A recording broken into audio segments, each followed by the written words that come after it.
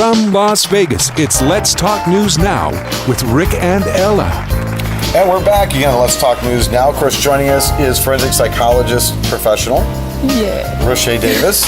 We were just talking about the Casey Anthony case because, again, the one-year anniversary came up, and that is Jose Baez's book. Yes. And you were stating that you didn't feel as though she had actually done this murder, that she did not do it. And Ella, you said that you felt the same way. Mm-hmm. Here's what I think. Mm-hmm. I think that the Florida prosecutors were overly zealous in prosecuting.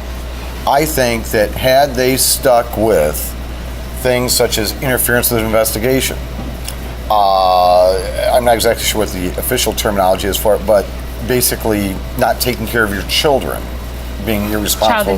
Child endangerment. Okay. Neglect. The child neglect. Those kinds of things.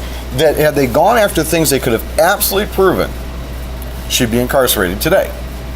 I also think of why they did, because it was about an audience at the end of the day.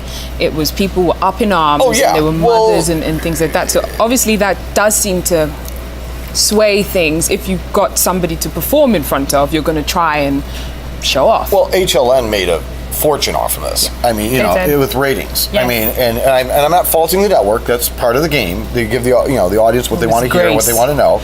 But this is the thing. It's a story that just wouldn't end. Yeah. So, in looking at it now, though, and you're saying there were different holes, what do you think of my premise? If the prosecutor had stuck with what they could prove that she would be incarcerated today, would that be a fair assessment then of Casey Anthony's behaviors? It's fair. I have to say yes, that it is fair. And again, when you're working with the judicial system, I have to really agree with what you said in regards to the fact that this whole thing was played out to an audience.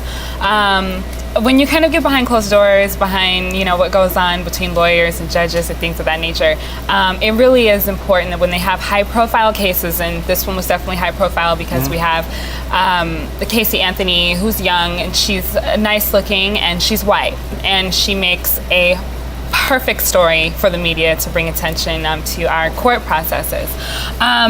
So I have to say that your assumption and what you're saying is fair and probably actually quite accurate, because I think they did kind of jump on the bandwagon with the whole media frenzy and kind of allowed that to just really push this story to the limit instead of kind of sticking to what their job is, and that is to get into a courtroom and prove that someone has committed a crime that they did actually commit. So that would make some sense. Yeah. Okay, jumping forward here. Yes. Okay, I'm a guy. Yes. Guys have perspectives. Yes, you do. Okay. They're often wrong, especially surrounded by women. But one of the things I want... There's no such thing as wrong. It's perspective. Oh, thank you. I will remind you of that later. I always believe it. I don't play you to it. So. Absolutely. What is it with women and reality shows? What is it with women from some prominent city somewhere doing stupid things that seems to just get everybody all engrossed in it? Now, I realize that's probably not, your normal, it's probably more social behavior, but nonetheless, I just wonder if this is basically the Jerry Springer of the rich and famous. Yeah. I'm not getting as to why it is that people watch these shows and just, the ratings go through the roof. And by the way, I'm not slamming the producers or the people involved in it. I wish I had a piece of the action. I just want to know. I'm going, what is it with these shows? It's the drama aspect. We're a society addicted to drama. Okay, absolutely.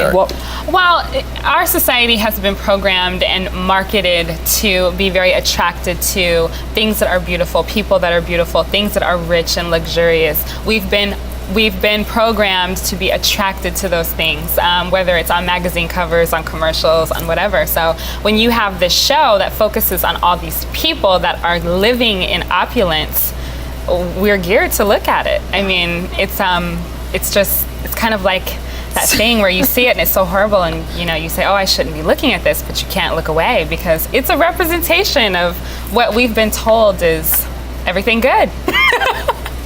It's good to get absolutely smashed on your, absolutely drunk on your butt in the back of a limousine and have cameras. But look fabulous doing it. Talk smack about your sister. Unfortunately, I am addicted to this nonsense, and I watch it religiously. I find it. There was no it's like I have an antenna, right, for finding these reality shows. Yes. And even I get reality show snobbishness, as in like, oh, this is too much drama. And yet I'm sitting there watching it. And really, I'm sitting there and looking at myself, what is it about this? It's like picking a scab. It hurts, but I keep on doing it. You can't stop. And I cannot look away. And it really just is the drama. I try and justify it as in, okay, I'm getting lessons on human behavior. The bottom line is I'm still not buying into it, but I have an out for us. And that is, this is Las Vegas, where we have real entertainers that do really fantastic jobs, and we don't have to make it all up into scripts and so on. And we have one of them joining us in just a few moments. So we'll get a chance to talk with Tony in just a few minutes here. Can't wait. Ladies, thank you so much. If you want to know more about what's going on Let's Talk News Now, it's very simple. You go to letstalknewsnow.com. You can follow us on Twitter, like us on our Facebook, and don't forget to start checking on Ella Chatting, Ella's new blog. Have yourself a good one. Get another cup of coffee, come right back. We got a great entertainer coming up next.